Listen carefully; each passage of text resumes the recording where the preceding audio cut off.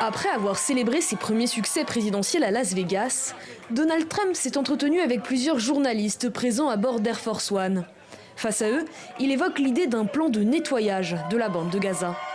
J'aimerais que l'Égypte et la Jordanie accueillent des Gazaouis. On parle d'environ 1,5 million de personnes et on fait tout simplement le ménage là-dedans. Presque tout est démoli et les gens meurent là-bas. Il affirme l'avoir déjà évoqué avec le roi Abdallah II de Jordanie et vouloir en parler ce dimanche au président égyptien.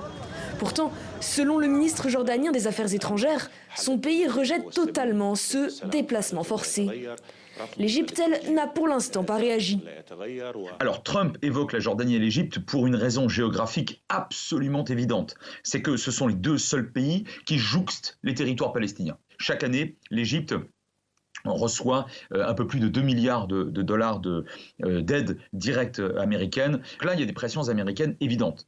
Maintenant, il y a aussi des pressions américaines possibles sur la Jordanie, qui est l'un des pays les plus pauvres du monde, parce que la Jordanie, elle est littéralement, un peu protégée par les Occidentaux. Le déplacement pourrait être temporaire ou à long terme. Une excellente idée selon le ministre des Finances israélien. Le Hamas, lui, déclare que les Palestiniens feront échouer cette proposition et sont capables de reconstruire Gaza. L'appel du président des États-Unis est complètement rejeté, complètement. S'il pense qu'il va déplacer de force le peuple palestinien, c'est impossible, impossible. Nous, le peuple palestinien, croyons fermement que cette terre est la nôtre, que ce sol est notre sol, peu importe combien Israël essaie de le détruire. En 15 mois de guerre, les 2 tiers des bâtiments de Gaza ont été détruits. Mais pour les Gazaouis, quitter le territoire, c'est risquer de ne jamais pouvoir y retourner.